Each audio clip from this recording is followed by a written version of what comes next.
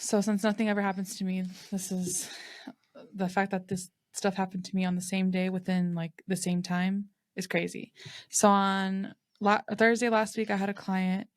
Um, I won't like give her name or anything, obviously, but we were literally almost done with her photo shoot, and she stands up from a pose that I just had her in because she was just on the floor, and her face goes white. And I'm just like, oh my gosh, what happened?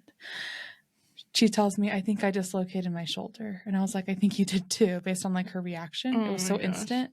So anyway. She didn't, like, you just saw her face and that was it? Like, you just didn't hear any popping or anything? No. Ugh. But when I had my shoulder pop out of my socket once in like 8th grade or something, and I didn't hear it. Well, and you usually have music going, right? So. Yeah. So it was pretty loud. And so anyway, it was just like scary. And so I sat her down. We sat her down. We propped a couple pillows under her arm. And I was like, okay, so, because obviously she was in shock. And I was like, okay, do you want us to call 911? Do you want us to call a friend? Do you want us to take you to the hospital? Like, because paramedics can't even like pop it back in. You have to have a doctor do it, like an orthopedic doctor. And so she's like, no, let's just call 911. And so I have my hair girl call 911. And they're like, okay, well, it's probably going to be like 20 to 30 minutes. And so we wait about 30-ish minutes, and I'm like panicking. Like I get like nervous pee problems. And so I was out in the hallway just like freaking out. I told Kara, my assistant, to go downstairs and wait for the paramedics to let them in because the building's locked to the public. And so I told her to go downstairs, and I'm in the hallway just like freaking out, like mid panic attack, pretty much, just trying to keep it all in. And this guy down the hallway is like, hey, are you a photographer? And I was like, yeah. He's like, do you rent that space, or do you rent from the people that rent that space? And I was like, oh, I rent from those people. And he was like, well, we have 2 spaces available. And I was like, cool. My client actually is waiting for paramedics, so I'll come back. And so the paramedics come like 2 minutes later. They get her out. They take her away. She's okay.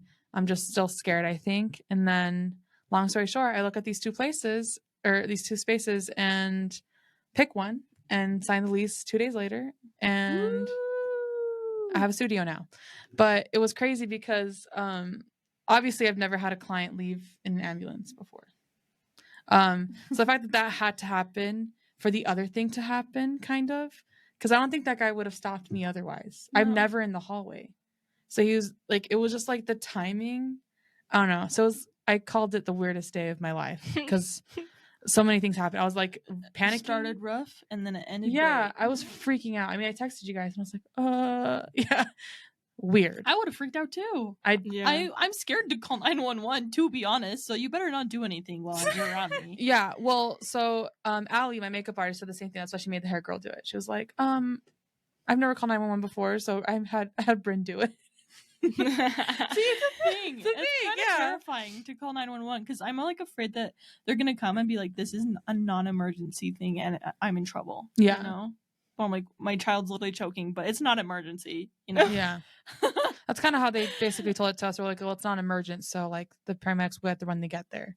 And I was like, cool. So she was just in a lot of pain and like getting down the stairs and like, oh, it was awful.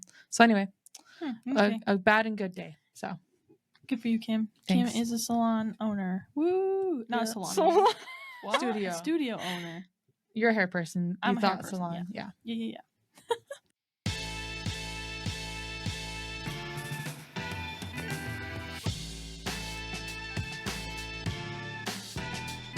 Hey everybody, you're listening to Siscussions with Heidi, Nat, and Kim.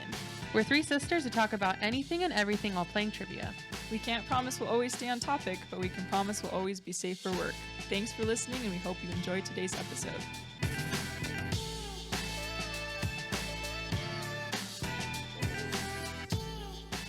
All right, so today's trivia. Oh my gosh, you guys, I'm going crazy. Today's episode is going to be about the best fictional characters in books. Couples. Best fictional couples. Does anybody follow me? Because I don't. I think it's the hair. It's the hair. We pulled too tight. Yeah, so if you guys have noticed, we have our hair kind of funky looking. This is part of our My watch just broke. Oh, My watch band. Sorry, Oh, not my watch. man. So I'm just gonna sad. slide that out of here. Anyway. So we have our hair weird because it was a consequence of a previous episode where we got our trivia question wrong. Yep. If you haven't seen that episode, please go back and watch it. Yep. And so And also follow us, subscribe if you haven't. yeah, And give us some ideas for consequences too. yeah, it would be very helpful because Yeah. we want to keep continuing to do this, but my brain is kind of out of ideas. Just kidding. I'm just joking. Okay. So, I'm sorry, I kind of say what's on my mind, and then I realize like it's super dumb, and so here we are. Okay, Kim, you go first. Okay, so my least favorite couple of the ones I wrote down that are my favorite is Katniss and Peeta. That was mine too. Yeah, They're my least favorite of my favorite. Yeah. But like, that's not saying that they're bad. It's just they're just a very weird couple. Yeah. You know, because it didn't start out like a couple should. Yeah. Really, they grew into respect and then they grew into love. Yeah. That's really how it was. I don't know how I even considered their trope of romance because it's not like friends to lovers really because they weren't really friends in the beginning. But it's not enemies to lovers either. It's kind of just like acquaintance. Acquaintance. Acquaintance. And then she did it super well, I think. Survival because, but then also when you like read it, like Candace kind of isn't really a likable character. No, she's not. And so like when you have Peeta, he's the one that's like humanizing her. Yeah. And so like when you have Peeta who's as good as he is and he loves her, you're like, okay, well there's probably something good about her. Yeah. That we don't see. Yeah. But like doesn't she even in the book even kind of say how I don't know that she necessarily ever does she say that she loves Peeta ever? Or is she just kind of like this is kind of how my life ended up. Peeta wanted kids, so we have some blah blah blah. Oh, I don't really know. I don't know because I feel like she never quite expresses her emotions for him. But that's the thing. Like he expresses them for her. Like he knows that she feels those things, but she's so cut off because you have to think. I hate when people are like Katniss. Like Katniss is the biggest like complainer and whatever. I'm like, okay, would you like to be the face of a revolution and have everything and on like your be back forced into and it? be forced into killing people that when your you whole don't life know just to save yourself? And your whole life you just were trying to survive, so you're just used to being on your own and surviving, and now like people want you to like try and help others, and you're like, what? And first of all, your sister almost gets taken away from you, knowing that full well that she's gonna die. You volunteer for her. You're just trying to live. You're just trying to survive at this point. So you're willing to do whatever you can to get there. Not to mention all the trauma that she suffered. She saw so many of her friends die. And then she had to witness just like her sister dying, or not witness, but like, well, actually, kind of. She was there. She saw her, and then it like blew up. And so like she just went through all this. And then the boy that she like didn't know how she was feeling or whatever, like somebody that was important to her got taken from her and was like taught to hate her. Yeah. And then people are like, yeah, she complains too much. I'm like, yeah, as soon as you go through all of that, you can tell me that she complains too much. That's why it makes me wonder, like, it makes me wonder a couple of things. Like, did they only fall in love because of their drastic situation, like the trauma bonding? And also, because Peeta got brainwashed, the love that he had for her before that probably looked very different from the love he started to have afterwards, because he had to fall in love with her again. She was already in love with him, pretty much, I think. And then he had to like relearn all of those feelings again. And so, yeah, just kind of crazy. So they're a good couple. I actually really like these books. I listen to these books probably once a year. We know it's your comfort. And it's one of my comfort movies. I do watch it a lot. And in the books, she states that she was like in such a bad state when she like finished the revolution and everything that like she couldn't eat, she didn't want to survive, really. She was just kind of done. She literally would just like go hide, wouldn't she? She would sit in her kitchen and she would just like basically be like, if Peeta didn't come feed me, I wouldn't eat. And so like if this person didn't come and bathe me, I wouldn't bathe. And so she was just so done with life that like she just was like falling apart. But she started to fall in love with him because he just like didn't give up on her, I think, and probably a little bit of like that trauma thing where she truly cared about him. And then like she saw how caring and loving that he actually is, and taking care of her over him in a lot of situations. That, like, I think that's where she started to grow into that love. Yeah. Because she even said that it took them a couple years before they even started, like, being in love again. Together, I guess. Well, yeah, because they both went through a lot. Mm-hmm. So, yeah. Anyway, sorry, my spiel is over. Katniss and Peeta. Where'd you rank them on your list? We'll get to it. We'll get to it. Yeah. Yeah. You go next, though. My number 9 or 8 is Jane and Charles Bingley from Pride and Prejudice.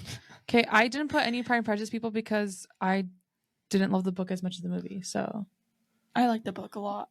But I like them in the book more than I like them in the movie. I like Elizabeth Bennet and Mr. Darcy in the movie more than I like them in the book. That's fair. So that's why I didn't put them in this list. That's fair.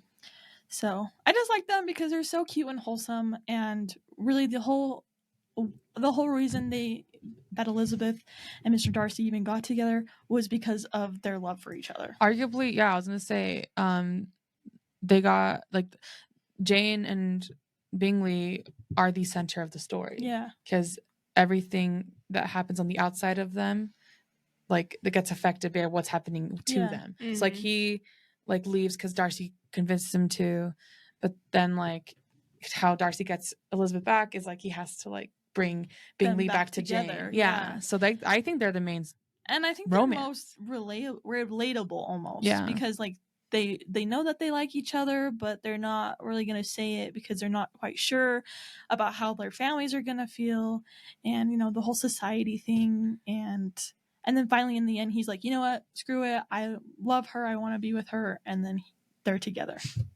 and it's so cute. I love it. And the part where, like, Elizabeth and Charlotte are talking, and she's like, she needs to get on that before he goes away or loses interest or whatever. Like, you can fall in love after you're married or whatever.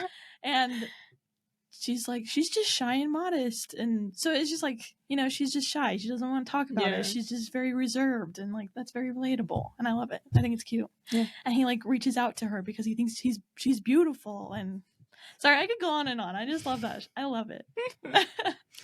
Heidi loves romance. All right, Hey, Nat. Oh, wait, you said Katniss and Peeta. Yeah. All right, who's your next person then? Or who's your next Elizabeth couple? and Mr. Darcy. Oh, really? Yeah. I added that on this list. Okay. Yeah.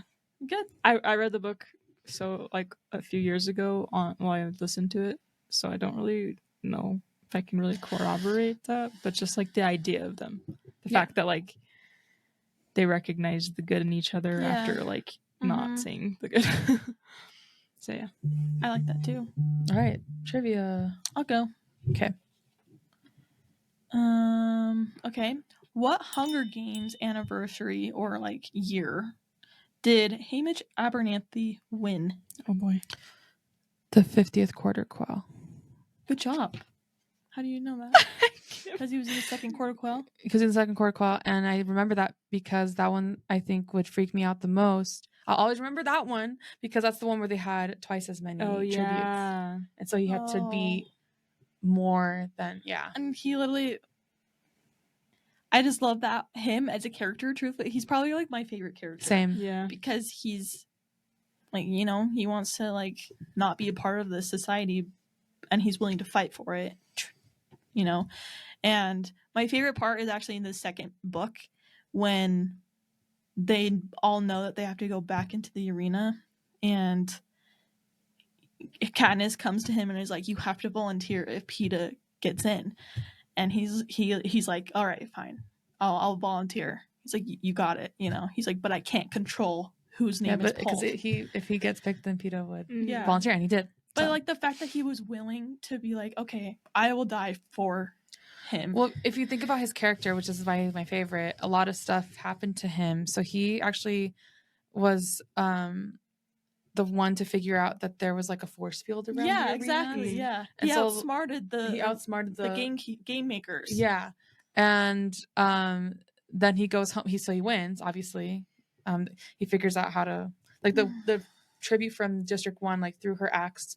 And he ducked and knew that there was a force field behind him. So the force field, boom, bounces it back in her face. That's how she dies. And that's how he wins. Hunger Games over, he wins. But then before he even can get home, his girlfriend, his mom, his dad, like everyone in his family dies. Like they kill them because he outsmarted them in an act of defiance. They're like, oh, were defiant. And so anyway, so knowing that about him and knowing like he's probably thinking like I have nothing else to lose, because that's why he drinks himself into oblivion. Yeah. So anyway, he's also relatable though, because it's like, yeah, he went through all these things and it like seems hopeless trying to help these people, but like he still does. Yes.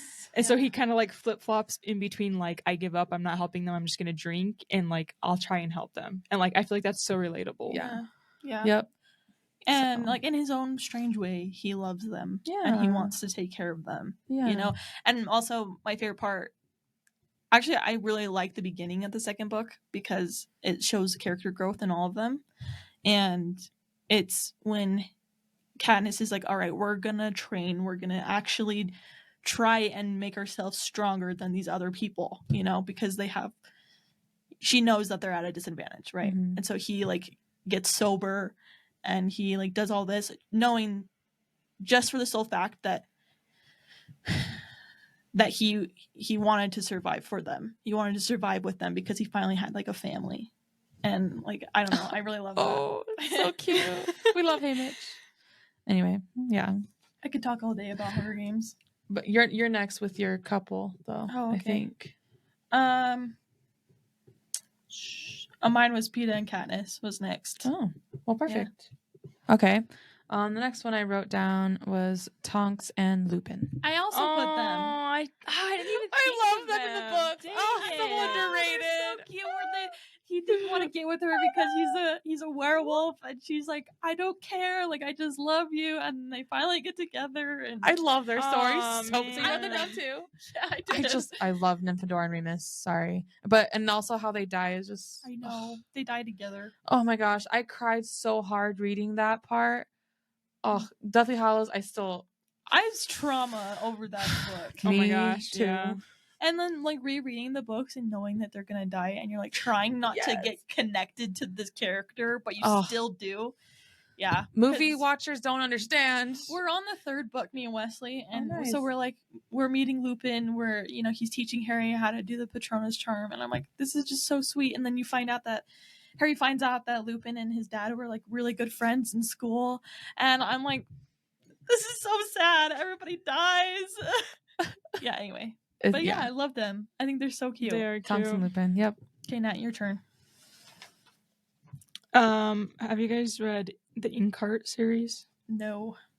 So you won't know who these are, but tell us anyway. Okay, so it's Risa and Mo. So do you know anything about Inkheart? A little bit, but basically, the idea is there's a land, like a fake land of a book called Inkheart, I think. Don't quote me on that. But have you read them? It's been a long time.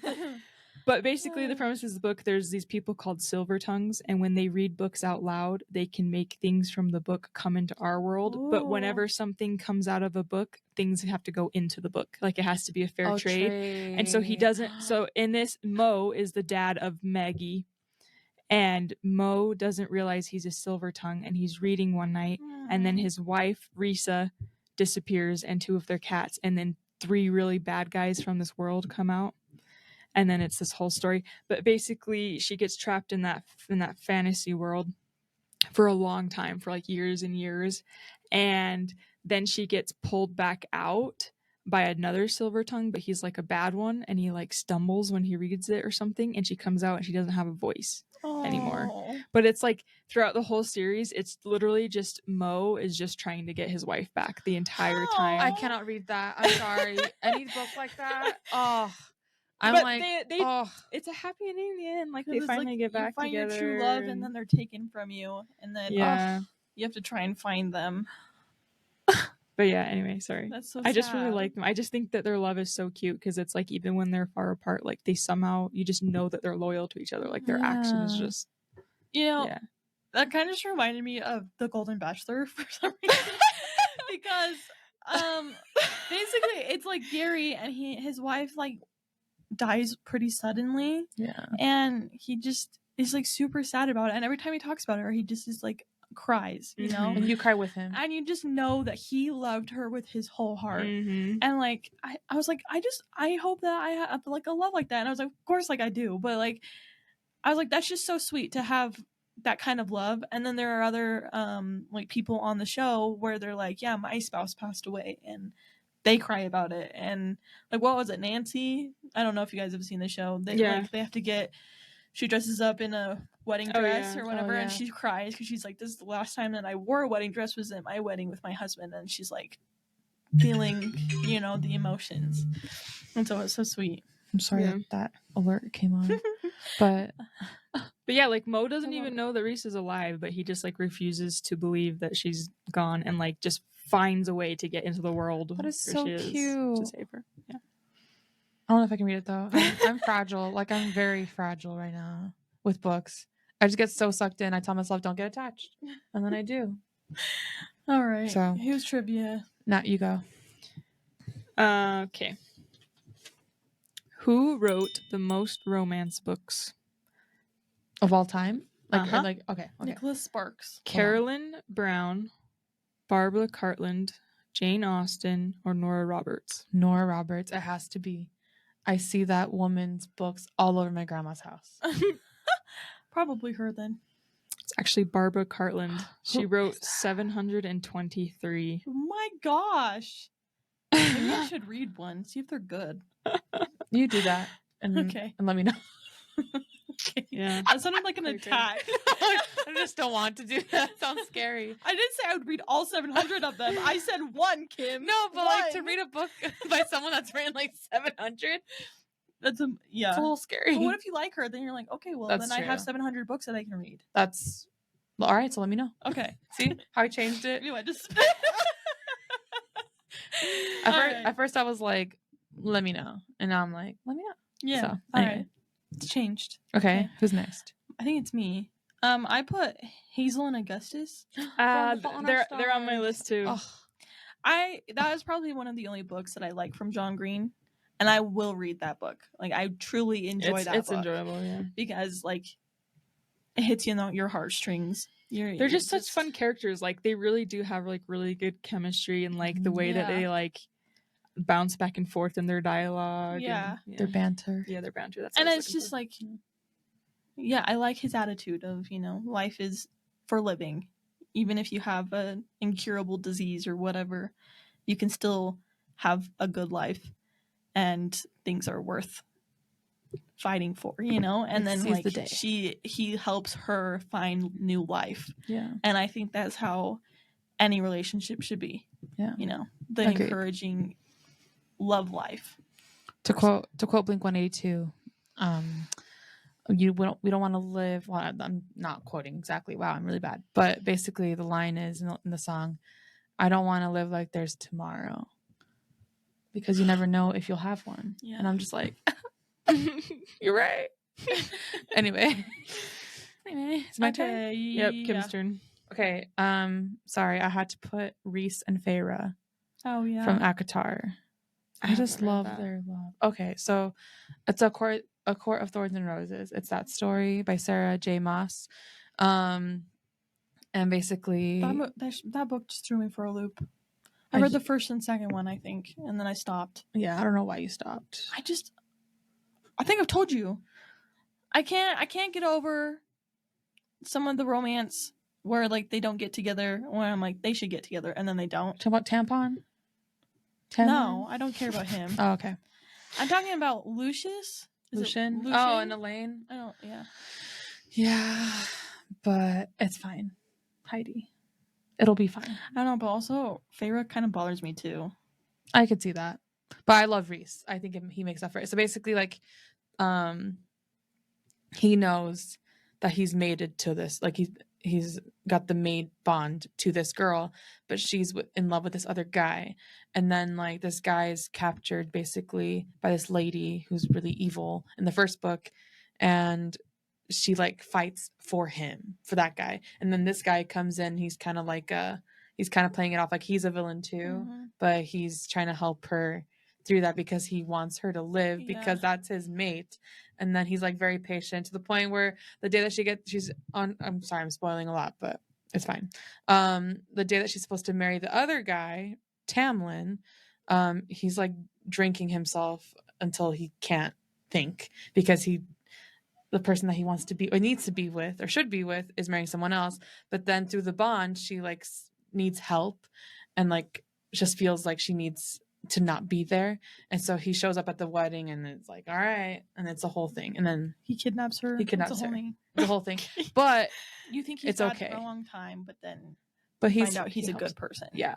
So yeah. Anyway, we just spoiled that for you, but I hope you still read it. The first book is really good. The other ones are better. Okay.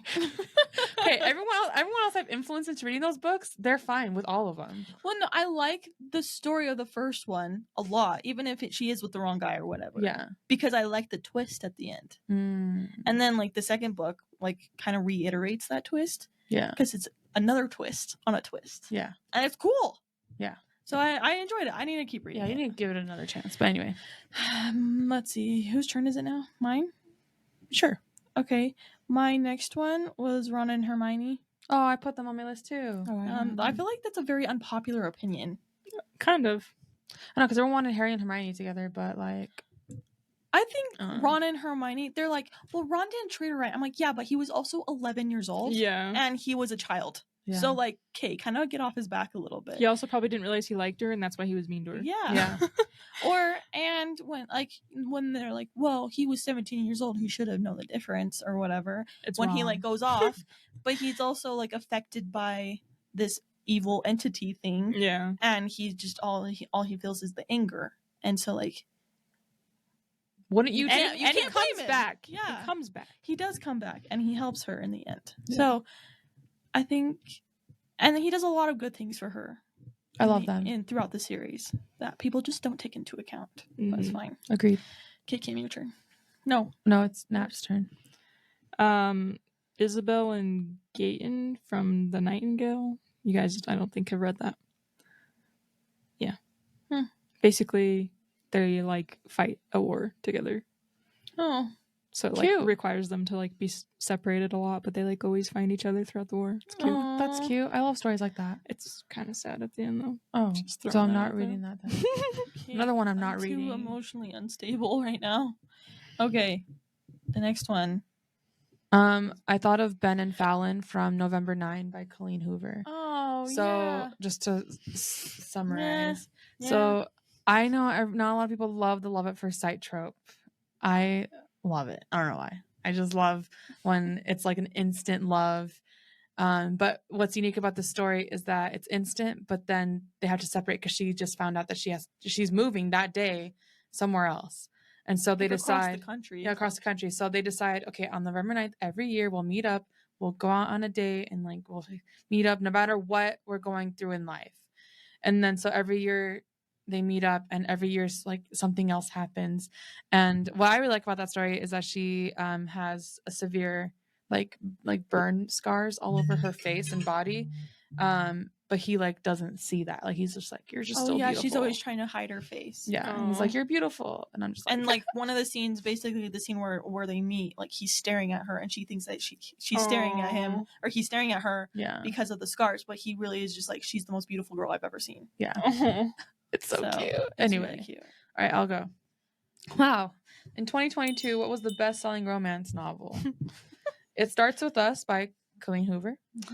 Book Lovers by Emily Henry. It Ends With Us by Colleen Hoover. Or Things You Never Got Over by Lucy Score. I have read all of these, in case you want to know. I feel like It Starts With Us is probably it, because that book came out last year. Or did it come out? Last year, yeah. So it did come out last year, and I think that was a very much anticipated book. Okay. Sure. It is that. Yeah! But It Ends With Us is also up there, because people were reading that one in anticipation for that's It Starts With Us. Yeah. So, anyway. But yeah. November 9. Read it. Is it worth it? Do you think that book's good? It Starts With Us? Yeah. Yeah, it's good. I love Atlas though. So I didn't think that was really much of a romance book. That's why It Starts With Us I feel like is. Oh, okay. Yeah. Because It Ends With Us is really just about her trying to find herself and like get out of a bad situation. And then like there is some romance interwoven throughout it, but like it's not very. You just don't get to know him very well. That's why I like It Starts With Us, because you get to know him more. So you should read it, Heidi. Okay, I will. Let's see. Okay, my next one was Harry and Ginny. So I kind of linked them together almost, but I really like Harry and Ginny together because of the books. The movies, no, they have zero chemistry and it sucked. So I did watch a TikTok video that someone like AI generated images of the Weasley family and like how they're described in the books, and I was like, okay, now I get it. They all look hot, but so I understand why Harry wanted Ginny and whatever. But I just feel like she's so like not. I don't know. I didn't like Cho for sure in the books, so I was like, I guess it's better than nothing. But yeah. I like her a lot because in the books, she's very much I'm going to do what I want until I can't do it anymore. Yeah, she has a lot of guts. Like she just goes out and does things. Yeah, I guess that comes from being the only girl in the family. Yeah, and having to stick up for herself, and she goes for a lot of things, and she doesn't really care what her brothers think. That's true. Okay, maybe I changed my answer. And so then, but then the fact that what I love is that like they both know that she likes Harry for a long time, and then she finally kind of got over it a little bit throughout the like couple books in. She dated some other people, and then they found their way back, and Harry started liking her, and then she was like, my favorite part is the fact where they're both sitting under this tree in I think the 6th book, and he basically is explaining to her that he's like, yeah, I'm not coming back, and he's basically like, I don't know when I'll be back, I don't know if I'll see you again, and she's like, I'll be waiting here when you do. And so she's just like, is very encouraging, and it's just like, she's not one of those whiny baby types where like she has to have her man. She can take care of herself, and she shows that time and time again. Mm-hmm. True. Maybe I changed my answer. And so I feel like it's very good to have Harry have somebody like that, because somebody has to have a backbone. I mean, also a little weird that his mom was redhead and he marries a redhead, but I don't even think about that. Okay. Oh, I'm back to what I decided earlier then. Oh my gosh. Anyway. Okay, we got to power through the rest of these. Okay, do you want to just read your whole list, Kim? Yeah. Well, I just had 2 left. Okay. Nesta and Cassian, also from ACOTAR. Just because they're the banter couple. I love banter couples. They're cute. Yeah, they're cute. And then Tris and 4 from Divergent. In the books, so much better. Okay. You have a hard time with Shailene Woodley, don't you? No, I have a hard time with Tris, the character. Well, that too, but I don't know. I just like their relationship. So. Yeah, I like that. Okay. Natalie, is it my turn? Sure. Okay. Well, I had Emma and Mr. Knightley from... Oh, Emma. Yeah. It's Jane Austen novel. Oh, okay. Because they're so cute together. Because they're friends. Mm-hmm. Granted, he's like 10 or so years older than her, or something like that. But he's like friends with her dad, and so he just comes over a lot. And then he like finds that he's like in love with her towards the end, and they're like friends to lovers type, and it's super cute. And then my last one was actually Percy and Annabeth. That was my number one too, because immediately when we came up with this topic, I immediately thought of Percy and Annabeth. Same. Because that was like the easy one. They literally went through hell and back together. Literally. So like they they did in the books. Yeah, they did. So like any couple that can survive that and still love each other as much as they do. That's a good one. Yeah, that's a good. I forgot about them for some reason. Don't know where I was. Yeah, they're also a fun banter one. They are. Like, I do love banter each other all the time, and they're like a friends to lovers too. Yeah, and like a almost like enemies to lover too. Yeah, it's like I love like everything. I love it. Yeah, I don't know why I didn't think of them. Cute. They're like a frenemies to lovers. Yeah. Okay. All right. My last ones were Nate and Kaya from Where the Crawdads Sing. Oh. I just think it's so cute how he like is so nice to her entire life, and then like teaches her to read, and like just like really ignites in her like this spark that like makes her who she is. He is a jerk for a minute, but he was also 18 and dumb. But he comes back, Yeah. Hazel and Augustus was my number 3, and then Vin and Elend from Mistborn, so you don't know who they are. Basically, Elend is in like the high up society, like his family has money and like he's all that, and then Vin's like a street urchin, and then like through all these circumstances they meet, and then Ellen's just like chill and humble, and he like helps her.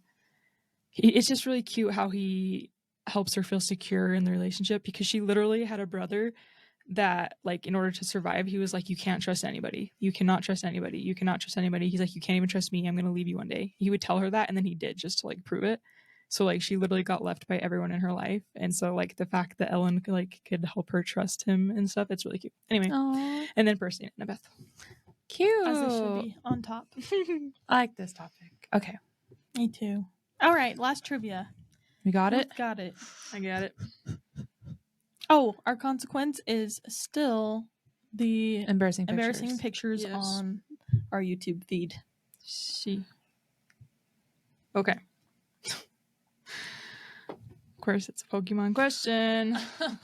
What was the first Pokemon ever created? Okay. Pikachu, Eevee, Charizard, or Rhydon? I feel like it's Rhydon. I don't even know who that is. I was thinking that or Eevee. Or maybe it's Charizard, because Colton is attached to Charizard. Maybe that's the reason why he thinks it's so cool. Oh my gosh, I love Charizard too. If I had to pick a favorite Pokemon, that would be it. Is it just too easy to say Pikachu because it's like the face of everything? Yeah. Eevee's really cute.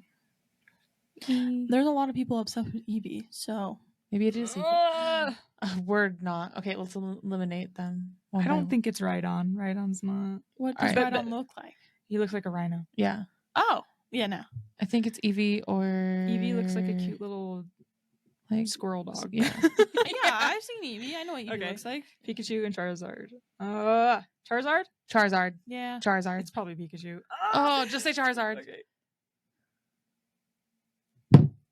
It's Rhydon? It's Rhydon. I had my gut feeling I should have gone with it. The franchise was originally only going to have different kinds of dinosaurs, such as Rhydon and Lapra, but then it changed to become the beloved franchise. Did he put that little snippet in there? Yeah, he did. He's so cute. We should have done that one because it's like not a common one. That's my bad. It's okay. It's okay. Freaking Colton's just psych me out. Like I just overthink it way too much. I think it's fine. We never get his right. So we're embarrassing pictures coming to our Instagram.